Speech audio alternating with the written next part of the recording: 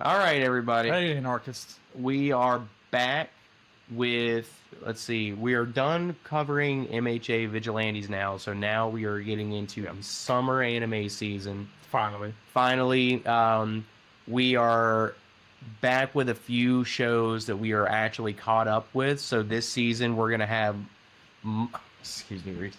This season, we're going to have multiple different shows that we're covering other than just the one. I think for spring, we really only watched Vigilantes. Yeah.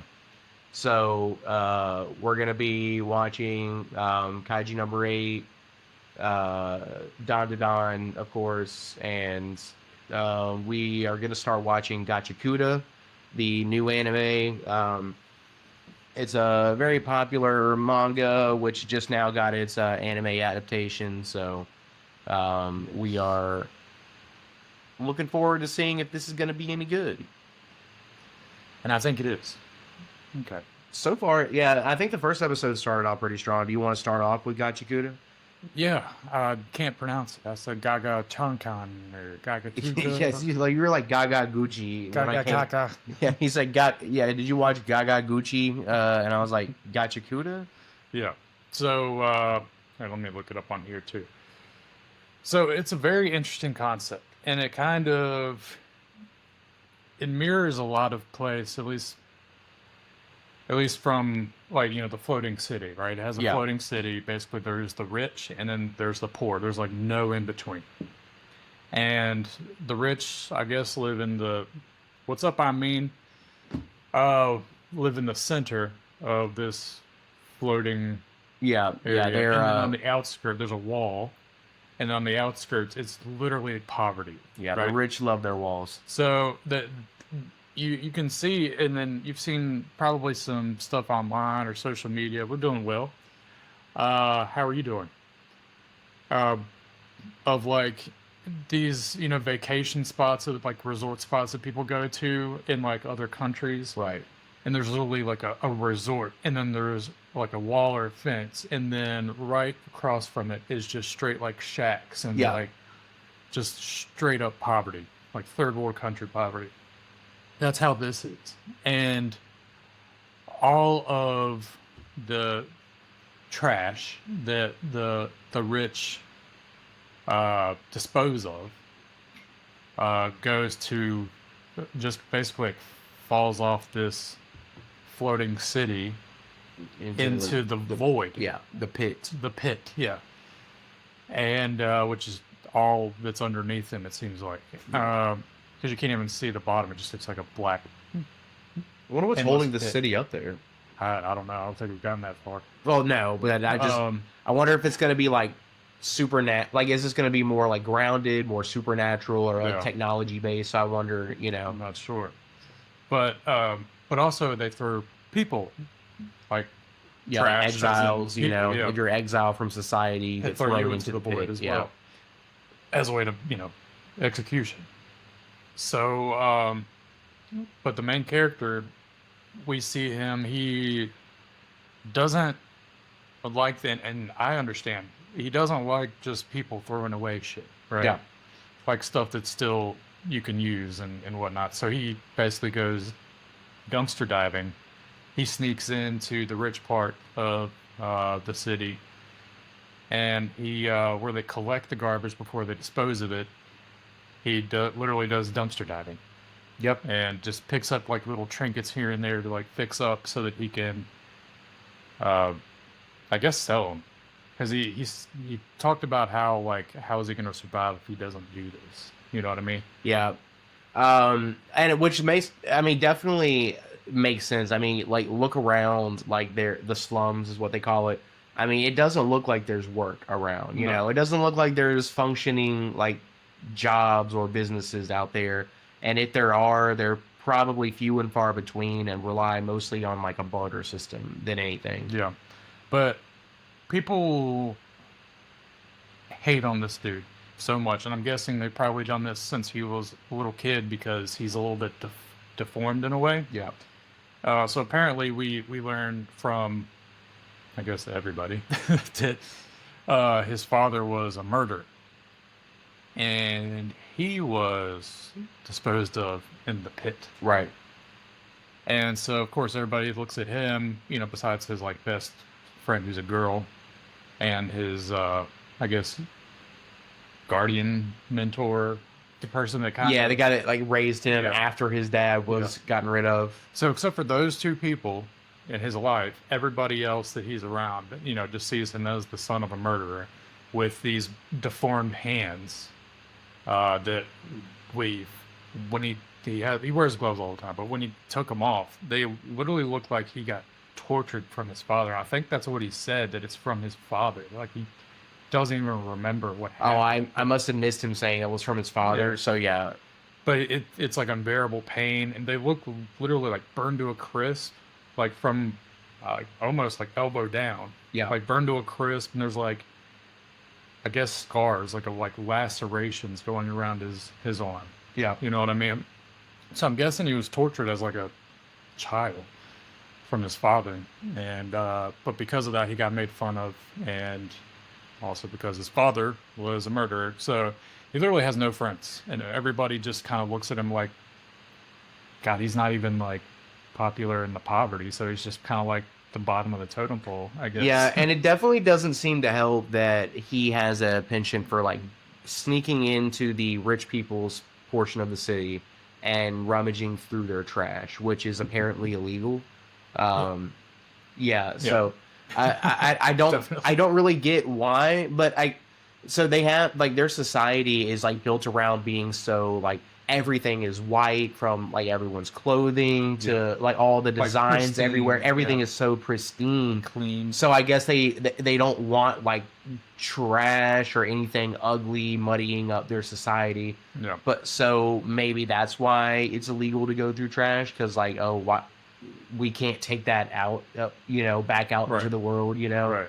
They just want the trash to be disposed gone. of. Yeah.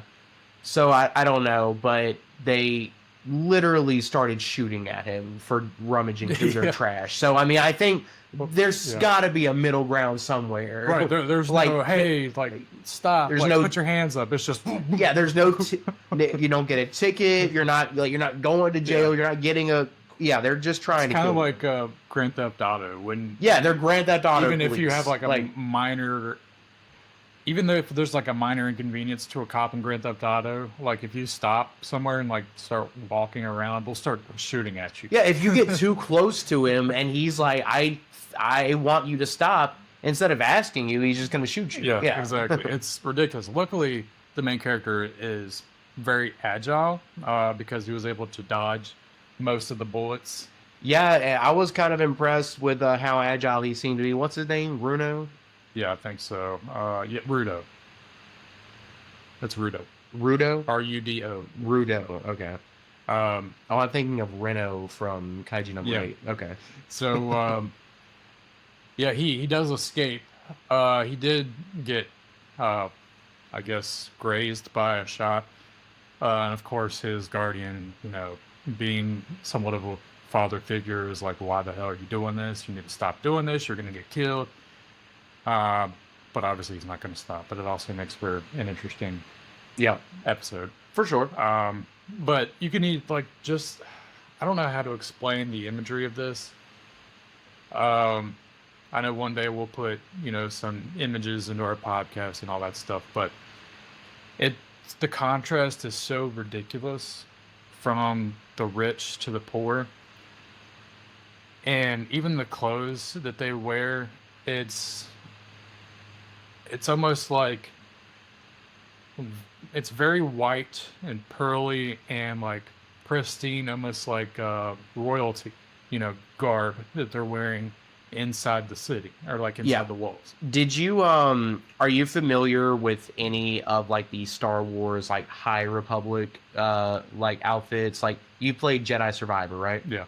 So like how the Jedi dress in the High Republic, like that's like the first thing. Like that's the first thing I thought of when I saw these people like dressed in Gachakuda. I'm like, they are dressed exactly like some High Republic ass Jedi. Yeah. Like so it's and then when you go to the other side of it, and it's just like dirty. It's still white like clothes. but it's like a dirty, like sweatshirt, like hoodie-ish, Yeah. like sort of clothes that they're wearing. Like I said, it's all dirty, but there's no in between. There's no middle class. It's just one extreme to the other, with one wall separating them. Yeah. But I mean, it's something happens that I thought was kind of crazy that it happened in episode 1, right? So the whole thing takes place on a floating city, right?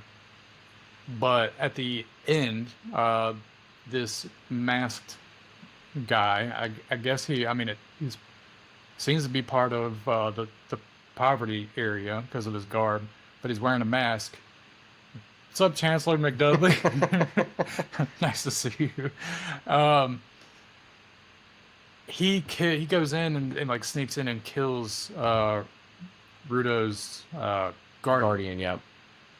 and like I don't know why, but he kills him and literally leaves like a sword in his chest Yeah. and then runs away. And I'm guessing this has to do with some sort of maybe this was to get at Rudo for something to, I guess, frame. I mean, he's basically trying to frame him, right? You know, yeah, for sure. You know what my theory is What? from episode 1, and we're gonna have to. This is gonna have to be a clip. We're gonna have to put this on TikTok. But look, so my theory after watching the first episode of Gachakuda, and mind you, I have not read the manga yet. I do intend on reading it soon, but I have not read it. I know nothing of the story other than what we've seen right here in episode 1. No. My theory is that the masked man is Rudo's father, who survived being sent down to the pit. Yeah, that makes a lot of has sense. uncovered some sort of like conspiracy or something, perhaps something supernatural. I'm not sure yet on that, but something's going on that Rudo's going to get drug into by this man who I believe is his father. Yeah. That makes I agree with you there. Yeah. Because we know now that you don't necessarily die with You can survive falling into the pit, apparently. So, all right, hold on. Yeah. Or either that or this guy also framed Rudo's father. Could have. If it's not one, it's the other. Yeah. Yeah, very true. But I do like the first theory. Yeah, I do too. I think that's so because that could be why he framed Rudo, was so that he could be dragged into the pit to join him in whatever this craziness is, or maybe so that Rudo can figure this part out himself, which he wouldn't have if he didn't fall into the pit. Right. So basically, Rudo gets, like, this masked dude escapes, right? And Rudo is crying over his guardian. Blood everywhere, everything like that. And then, of course, the guards come in and basically tasing him in the back and are, calling him a murderer, because he's basically, whipping Nene. Basically, he's standing over this dead dude with a sword in his stomach. Can we talk about how funny it is that so these guards are from the rich place. They're apostles. These cops are apostles and not from the slums, but they're in the slums. They are they think this man murdered someone who lives in the slums, and their response is to tase and arrest the man. They found just a few hours earlier some poor person digging through their trash and started shooting at him and asking questions later. Yeah. I just want to point that out, Yeah. that is something that happened in this episode. It is a very weird thing. Yeah. I don't know. Maybe because he was in, like, doing it in the rich area. Exactly. Instead, it automatically is a worse crime. Right, exactly. Well, during his trial, when they were about to exile him to the pit, the judge guy was like, and yes, even though the victim was a worthless, slummy, poor piece of shit, it's still murder, and we can't condone that. Yeah. So they, of course, threw Rudo in the pit. Yeah. And he's falling for what seems like forever. But we do get this kind of cool animated section where it's kind of like almost like drawings, right? Right. Like sketches, just black and white of him just endlessly falling. But then he does hit the bottom. And what does he fall on? What I mean, what else do you think he is going to fall on other than a big pile of trash? Because that's where all the trash goes. Yeah, I just don't know if that would have cushioned the fall enough. No, I don't think From so. like a 2 or 3 story drop, sure. Jumping into a Maybe. dumpster full of trash bags can maybe, depending on what's in the trash. I think you would still have a lot of broken bones. Oh, absolutely. Yeah, But absolutely. the only thing I could think of to say is the smell is just astonishing. Yeah, which I Instead mean, I of- can imagine. Instead of it is. ouch, he said, "Oh, the smell." But and then this is the very end of the episode where this giant monstrosity basically comes up out of the trash, and that's basically it for episode 1. Yeah, It's like a literal monster. yeah, I'm not sure exactly, but that's kind of what's leading me to believe that this may be some sort of like supernatural show, just because, and especially like his description of the monster or like of the pit. He's Yeah. like, this is hell, you know? Yeah. So, like, and even if he doesn't mean that like in the literal sense, like, I'm thinking that's going to lead to some sort of supernatural stuff going on. Yeah, it could be. But he did say some crazy things that may set the tone for the rest of the show while he was falling. He said, "I will kill you. I will kill you all." Yeah, yeah. So he could come back So he could be, like the villain, yeah, he could be, quote unquote. he could be a villain of the show, yeah. But the main character could be a villain as well. I mean, or either that, or the society is the villain and he's the protagonist. You know what I mean? So, so I mean, but really, in any scenario, isn't it all on like? Doesn't it always depend on the perspective? yeah, I the mean, perspective of the of character. the whoever the main character Yeah. is. Because I mean, the protagonist doesn't have to be a good guy. The protagonist is just the main character of the story. Yeah. So, yeah, he doesn't have to be the hero. That's he just true. has to be the guy that the camera follows more than anybody else. Yeah, very true. So overall, I think this will be a good show to watch. I think so too. Seems very First impressions, it definitely got me interested.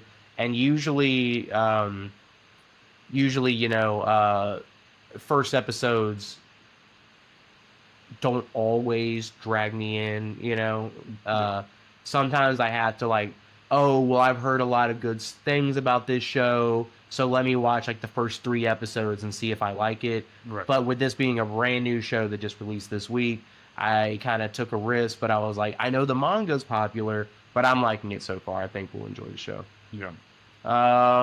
You want to talk about? DANDADAN. You want to talk about DANDADAN?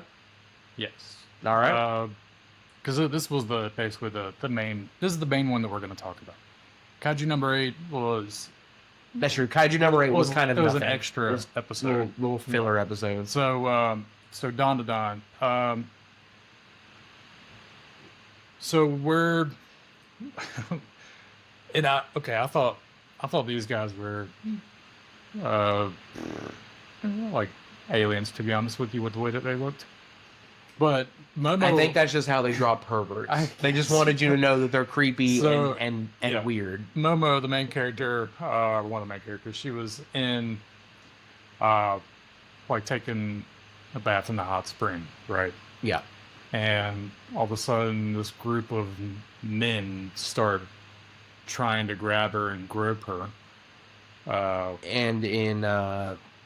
And in some Asian cultures, those men are referred to as gators because of the way they hide their bodies in the water of the hot springs, where just their eyes are popping out, and when they Yeah. approach their victims in the water. And their skin, and we would come to find out this is the Keto clan, okay, which is apparently a powerful clan in that area that basically protects the area from a volcanic eruption. Blah blah blah. We'll go into that. Yeah, but the community doesn't even know that. Yeah, that's true. So they might be a powerful family in the terms of like them be like they might be like rich, And it you seems know, like they own and the house powerful, too. right? Yeah. So they probably are like rich and powerful, but I don't think that the town actually knows about like the bad things that they're doing. Yeah. So, so basically they're gators, right? And we literally see this dude like just from the eyes up, like slithering towards Momo Yeah, while she's bathing in the hot. She was naked, right? yeah, she's Yeah, completely yeah. naked. They're all naked, Yeah. and this dude's got like, oh well, actually all of them. There's like 4 or 5 of them. They all have like this gray skin and these like glowing yellow eyes. And that's why I thought that they were like either spirits or aliens at first, right? Right. Because I mean, I'm not really used to seeing other characters other than the Seppo aliens look like that. Yeah, I think that was just a creative choice just Yeah. to show us, oh, these guys are no good. Yeah. You know? So, but Momo, of course, she uses her, I almost said psychotic, her psychic powers to, you know, get away from them and basically knock down the entire hot springs like area, right? Yeah. Destroy it. And of course, Turbo Granny, who's still in the body of a cat, was in her backpack. Turbo Granny did that. Or Turbo Granny was in the hot spring, actually. Turbo Granny was the one who saved her. So Turbo Granny is the one that She was, knocked yeah, over the- she was fighting them Oh, off, and yeah. she was doing fine, but she got really lucky because every time one of them got fully defeated, it was from something collapsing on top of them, and that was Turbo Granny. Okay, see, I wasn't Yeah. sure because she was like, I don't do anything. She was, but then she was like, it's just the, it's like the luck or whatever, like the just, like, I guess the whatever power in the body she's inhabiting. So like the cat, Yeah. you know, And she was like, the this luck of the place was- cats. basically, this place is a shithole anyway, so, you know, not my problem that it all fell down. And then we see the guys from the Keto clan, they basically get kicked out, or thought they were going to be arrested, but get kicked out for destroying the place, even though they weren't the ones doing it, but they're assholes and perverts, so why not? But then we move to a different area. So we start following Okaroon. Yeah, we go back to Okaroon and Gigi Yeah. And back at he was the Gigi's guy- house. And he was the guy that basically grew up with Momo, right? Yeah, he was the guy, like her childhood, like best friend. Yeah. So Gigi is living in this house rent free, basically, and Okaroon went over to, I guess, talk with him, hang out with him, whatever. Well, so he brought them. Did you go back and rewatch any of the last part of season 1? I did not have time to do No, you're good. So the reason they're at that house was because his parents fell like ill, and they're in the hospital right now. So that was his family home. Oh, gotcha. The Ketos are the landlords, and we know why they own the property. Right. But like they're the landlords, and essentially they were going to welcome back. They were going to he went to go get Momo and their help to uncover if there's any like supernatural beings or something in the house that made his parents sick. Because it's, and I see that it's, and I do remember this, the cursed house art, Yes. basically. Yes. Yeah. Okay. Yeah. That was the whole thing. Yeah. So that was, and the reason why Momo was at the hot springs was because during the day they were searching the house, they couldn't find anything, and Momo was like, well, typically, like, I wanted to say cursed energy because of JJK, but like we'll just call it that for simplicity. I don't remember what they call it here. Yeah. But basically, their cursed energy is strongest like at night. Right. So she was like, "We'll come back to this and try this again when the sun goes down and see if we find anything. So I'm gonna go relax in the hot springs." Right. So that's why she was there at the springs in the first Gotcha. place. Yeah.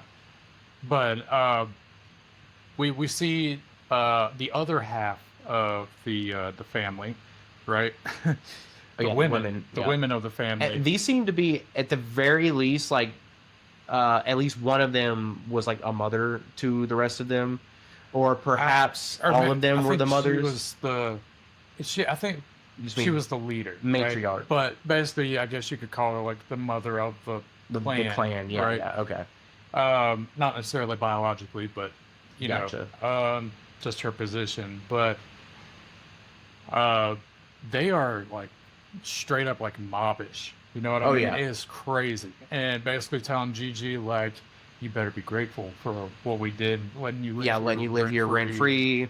and all this. And so then they're grilling him on like, who is this guy?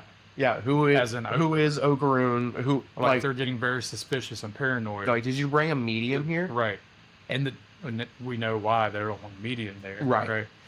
Uh, so and it was like, no, he's trying to say this is my friend. We're just hanging out. And it's very important that he does not lie to them. They're like, if you lie to us, it's over. Right. Right. And then the men come in. Fresh off of attempted rape at the Springs. Right.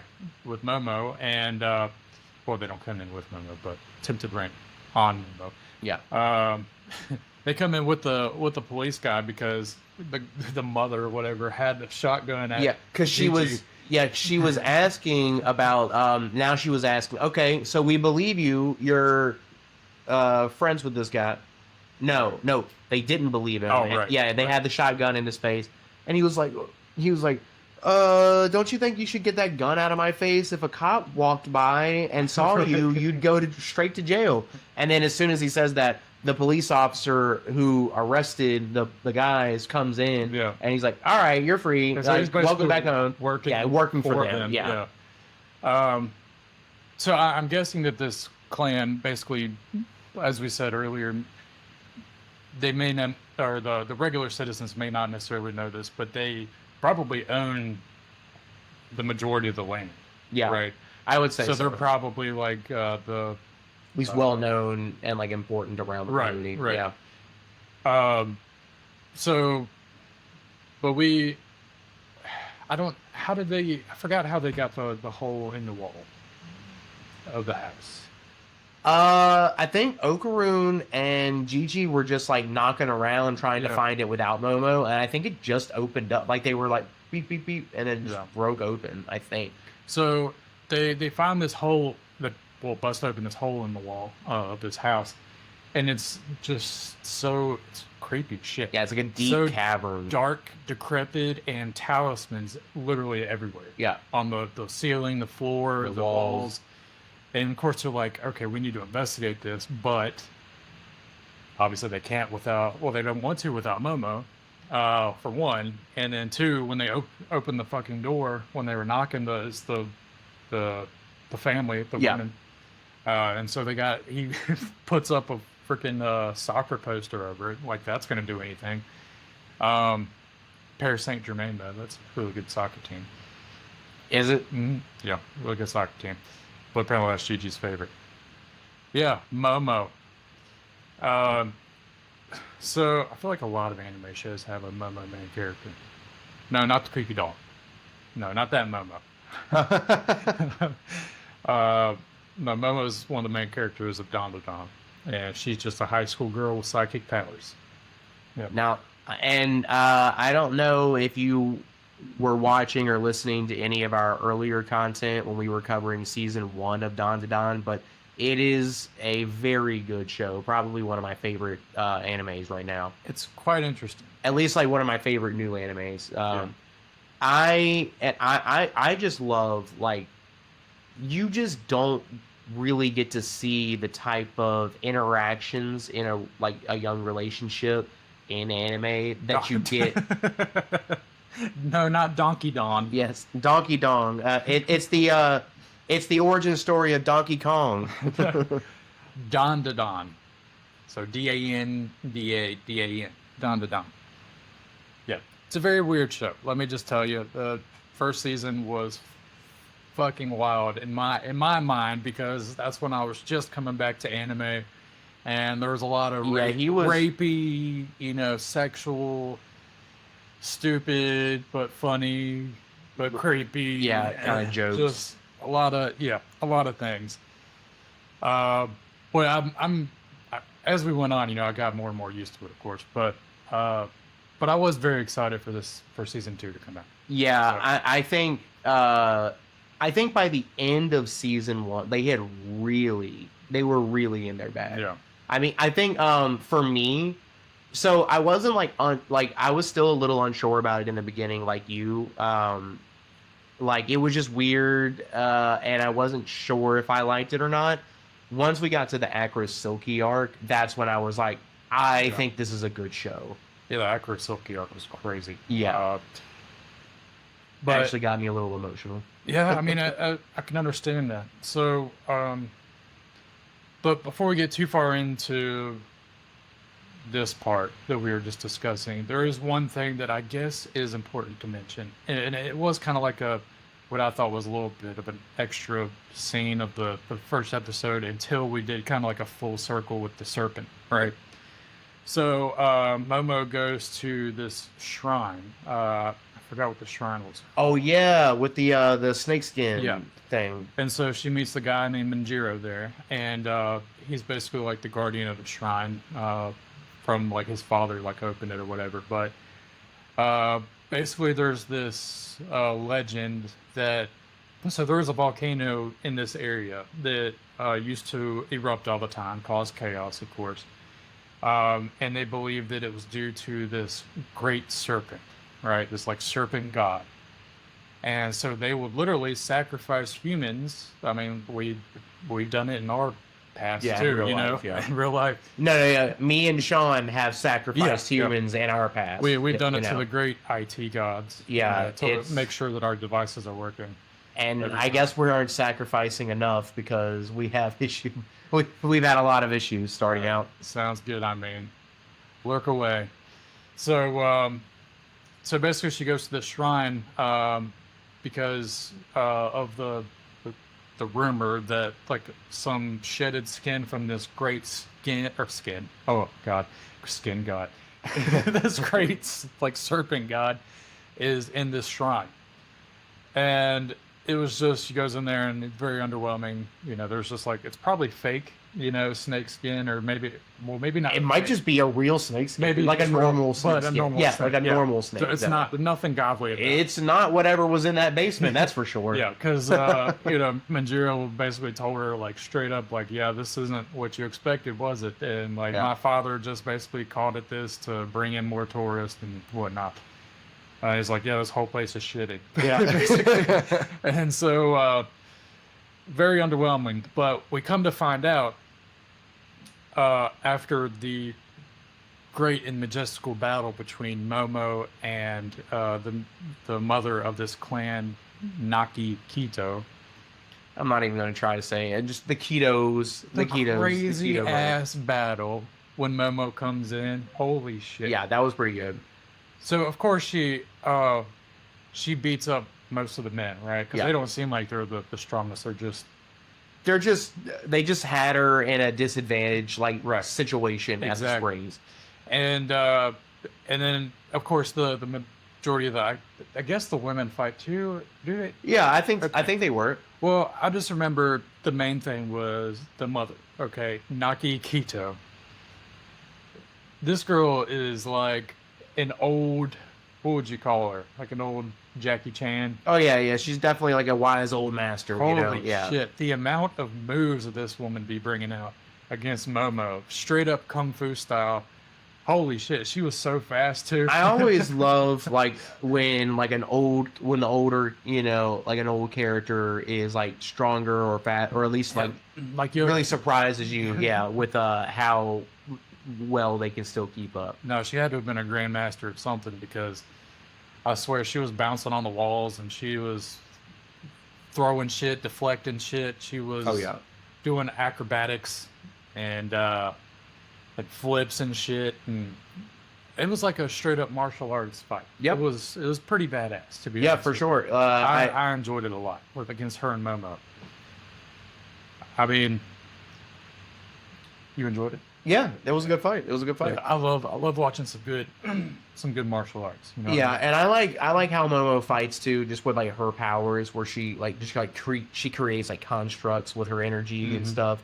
I always Yeah. thought that was pretty cool. And she can How she make mixes shit that in with her. levitate. Yeah. And, like, basically like telekinesis. You know what I mean? Yeah. She fights very much like not. I guess not too simple, but she fights very much like Gwen Tennyson from like Ben 10.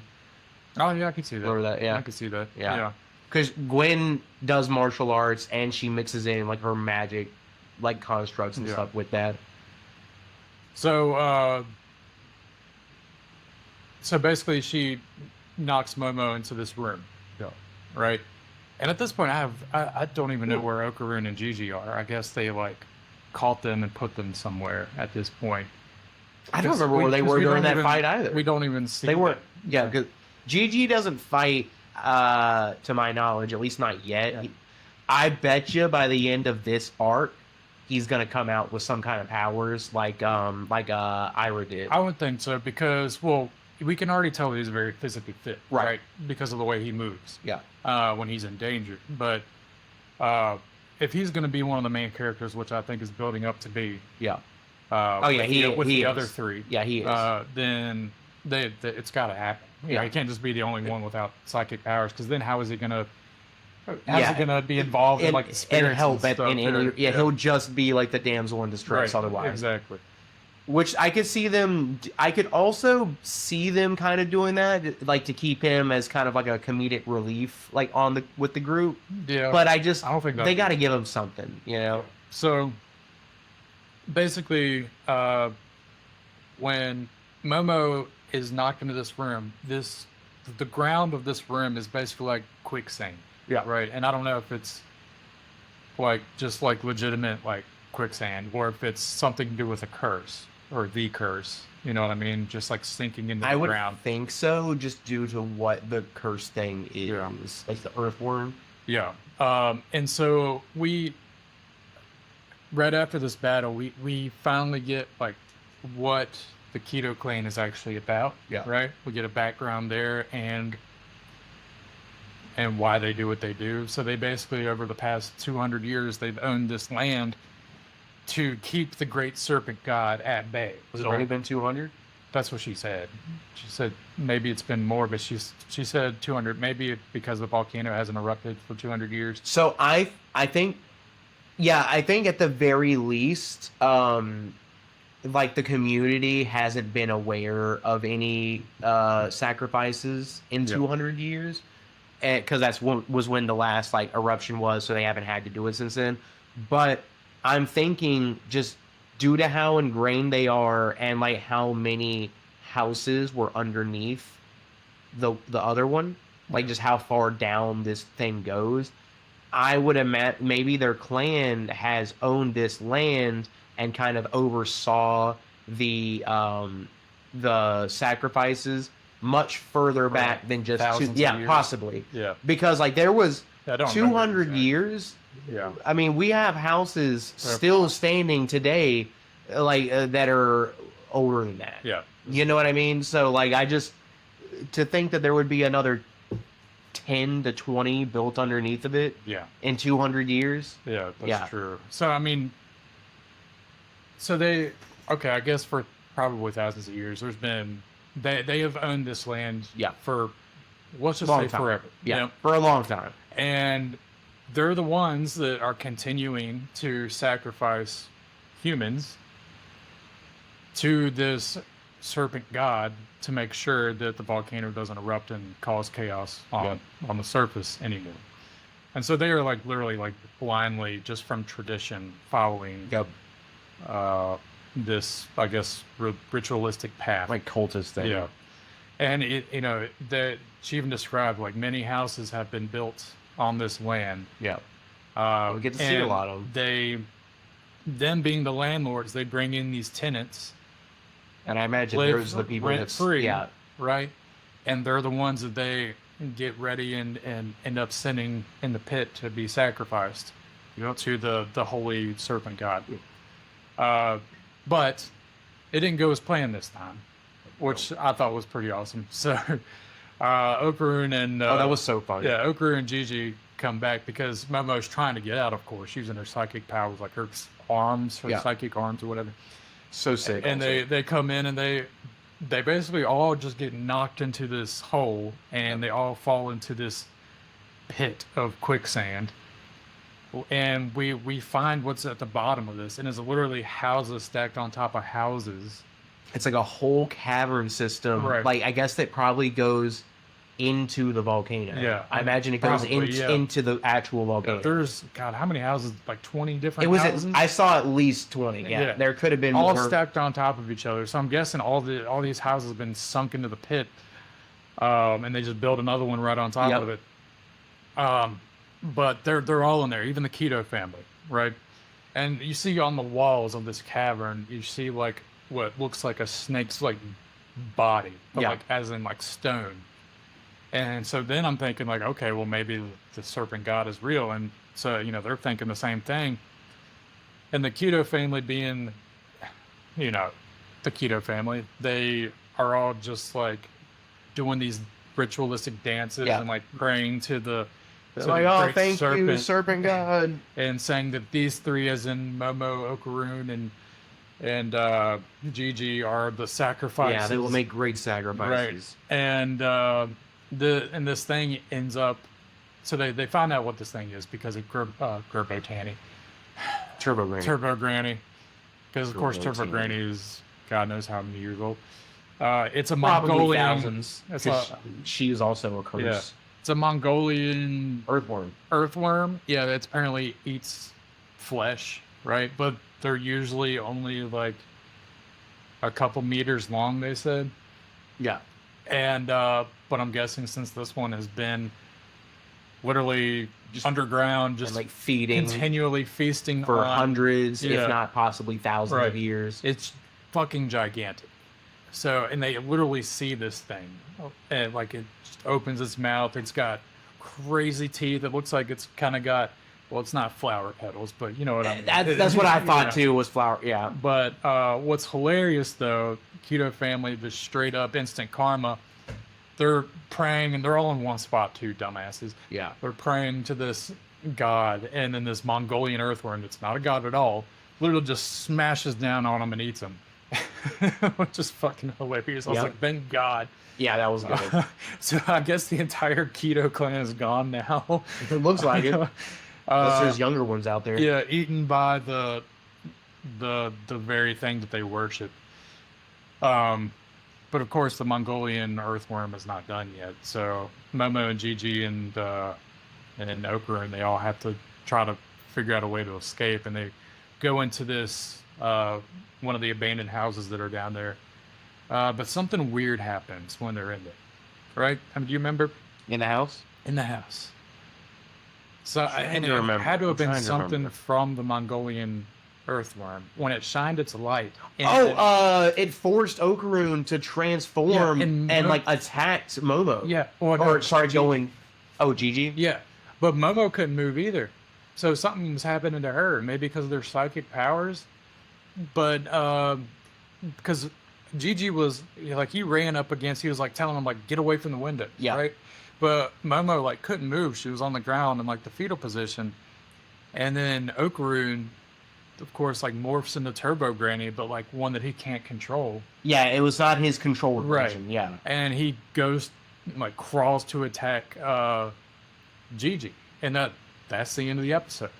Yeah. So something had to have happened from like the light that the earthworm was giving off to psychically force these changes. Yeah, that was my thought too when I watched it. I just forgot about that. And I was like, what happened? It is, oh, yeah, when he transformed. And that's obviously something big that was so like minuscule in the And episode. because it just happened so quick. And then it just and right at ended. the end, yeah. No, I'm definitely looking forward to the next episode. I wish that Iroh had been in this episode. I feel like she hasn't been in the last couple episodes. Yeah, she's probably doing something important. I don't know, But she's a main character. She I needs to come back. No. They could really use her help right now, I bet. Yeah, definitely. But yeah, so there, I'm guessing there is some sort of curse pertaining to this earth. Oh, yeah. You gotta be some kind of supernatural. It's not just a regular Earth one. No. I mean, that thing is fucking ginormous. That, like, I swear to God, it's got to be the same size, like lengthwise of a skyscraper or mountain. I mean, shit, that thing, we probably couldn't even see the end of it because it was probably coiled around the entire.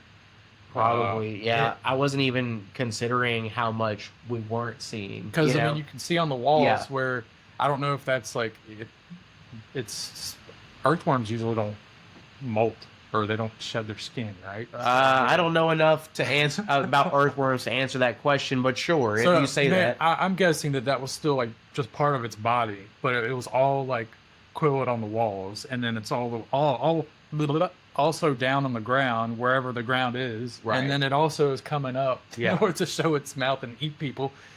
So it's got to be like the size of the damn volcano or mountain. I mean, shit. But yeah, I'm guessing the cursed house situation is due to this cursed earthworm. But we don't know where to go from there. We have 3 more episodes of this arc. Yeah, Yeah. that's actually a lot of episodes considering we figured we've already seen what's causing this chaos. Yeah. So, exactly. So, or have we? Maybe not. Maybe not. Do you think the Serpo aliens could be behind it? The Serpo Mhm. aliens? The serpent aliens? Serpo. That's what I'm just. Oh, I see. Yeah. I see what you did. Yeah. Yeah, I guess I'm not as funny as I thought. If you're really funny, it doesn't need to be explained like that. Anyway, but yeah, so I would not be surprised at all. I wish that we lived in a more predominantly like Asian area, so that our theaters would have shown the first 3 episodes. So that was especially they were doing that out in like places like in LA, like in certain areas, or in like other places where is more of an Asian background, where the theaters were doing the first 3 episodes of season 2. That was on your side the whole time. They probably couldn't hear anything we were saying. They couldn't hear me at all. You're just so quiet. I know. But yeah, so certain theaters around the country were actually releasing the first 3 episodes as one like long up. Well, actually, one arc, right? yeah. So what they did was they did the last 15 minutes of the finale of season 1. It went. That's smart. Yeah. And before that there was about 15 minutes of recap of the whole first season. Even smarter. Yeah. So they did that. Then it went straight into all the first 3 episodes, and there was no like they didn't do like the openings in between, so it was all like cut as like one long episode. Yeah. That's I wish we could have gone to watch that. Sick. We should have went to LA, dude. You got fly me out to LA money? Because I don't have fly me out to LA money. Hey, viewers, my cash app did. No, no, one day, man. Yeah, one day. So, God, I'd love to take a trip to Tokyo. Yeah, even if we don't ever like move to New York or LA, whenever they're having like big events like that, when we have the money and time to be able to do so, we need to go out and like do stuff like that. I really want to go to Japan. So freaking bad. Japan? Yes, Japan. Are you kidding me? I can't smoke weed in Japan. Who cares? Me. What was I gonna say? So yeah, episode was really good. Of course, started off rapey, but that's how season 1 started. I think that's just the tone of this show. Yeah. But recommend 10 out of 10. Yeah, absolutely. The first episode of season 2 was starting off very strong. Unlike, is a good segue, unlike another anime that we were really excited for this season. We were excited about it. Yeah, I don't think this is the official start of season Obviously 2. not episode 1. It's not. Yeah, it's like episode 0 is what it said. Yeah, it said EX0. Yeah. As in like extra. Yeah. Like extra episode. Yeah. So it's not even actually season 2 no, yet. it wasn't the continuation of season 1 or anything like that. It was just an extra episode with what they were doing. It was like a lost. Off. It's like they were doing like the lost episodes. You know, like this happened like in season 1. Y'all just didn't see it. And I'm not here for it. It's just. It was a fun little slice of life. Like I could tell you would not like slice of life anime.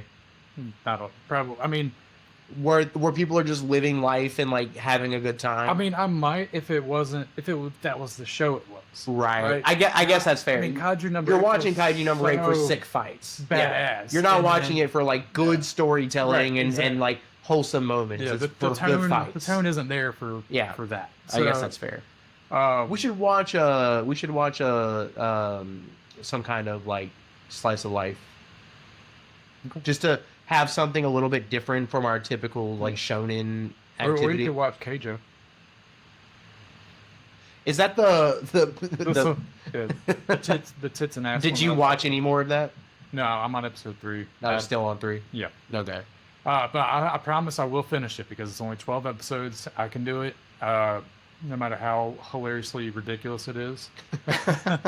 But anyway, so Kaiju number 8, extra episode. It was a day in the life of, well, it was just like a random like day off that they. It's like their whole squad except for Kafka, except for the main character. Because Kafka, and they probably did that on purpose too, because the show is usually about Kafka. Yeah. But Kafka was in bed sick because he had basically gorged himself on food, I guess, from celebrating the night before.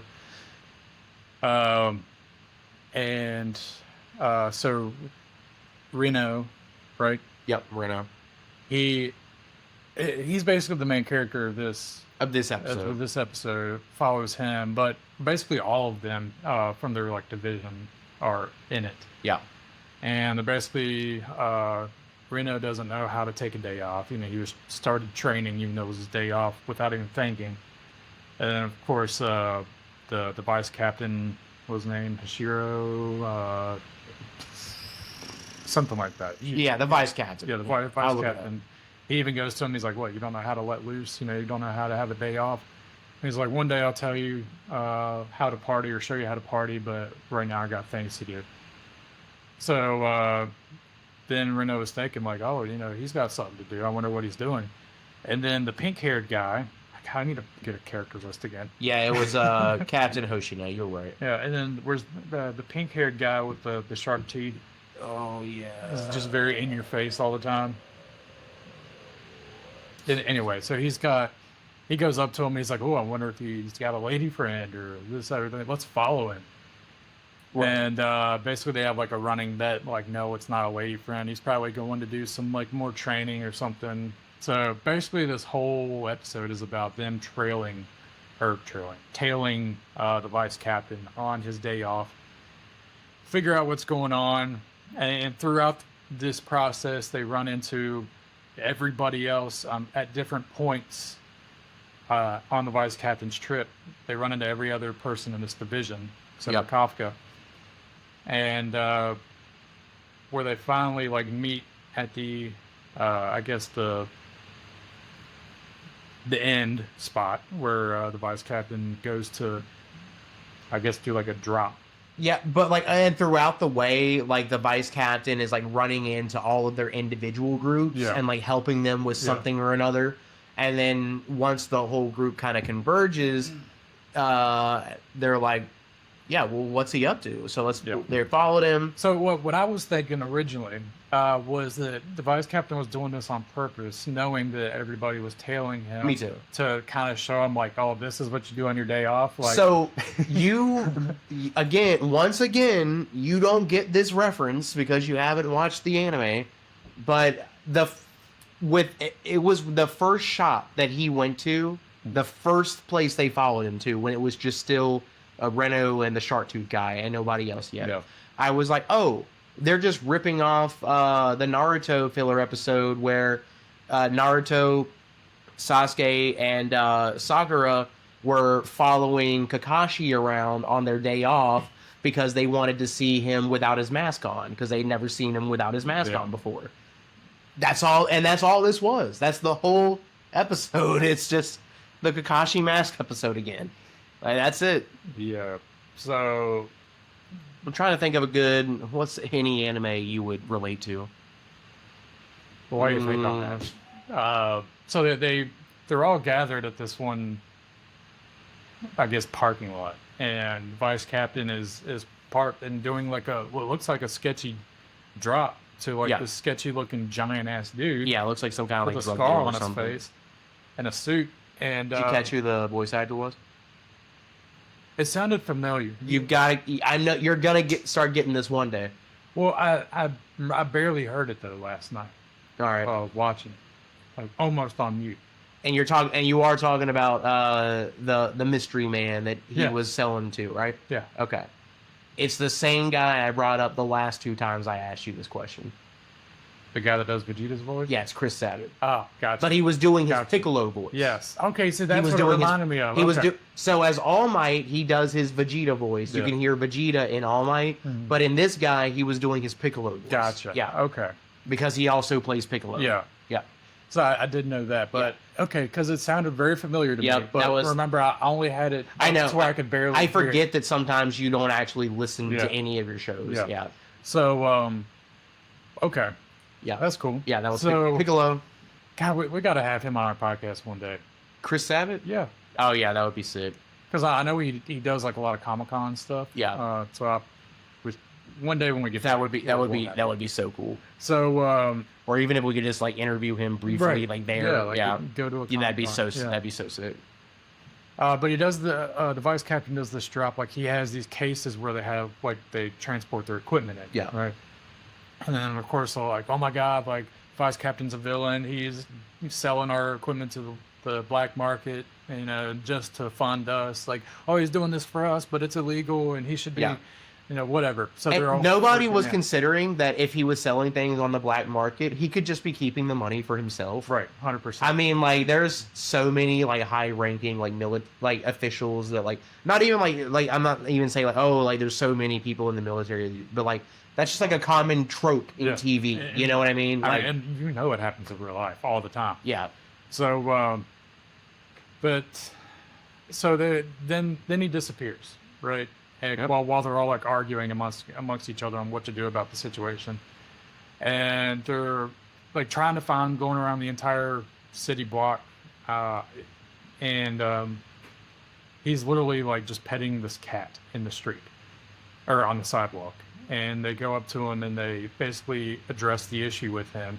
He's like, "Well, you're in this now. Yeah, we're partners. You're in this with me. We're all in this together." And basically, they just go into this. What was it? It was It was like a. I wouldn't say amusement park, but it was something similar. Like, do you know? Well, it was something for a cause, right? Because it was like donations to a cause. But it was like a thing that was going to be up like long term though, like in our downtown area they have like the Science Museum, Pinball Museum, like the Kids Square, all that stuff. I imagine it as just being an organization like that, where this is just like a publicly funded thing. Yeah. That it's like a publicly funded thing that is for the kids, and perhaps they like donate proceeds like to some charitable organization or something, or like back to the community. I'm not sure.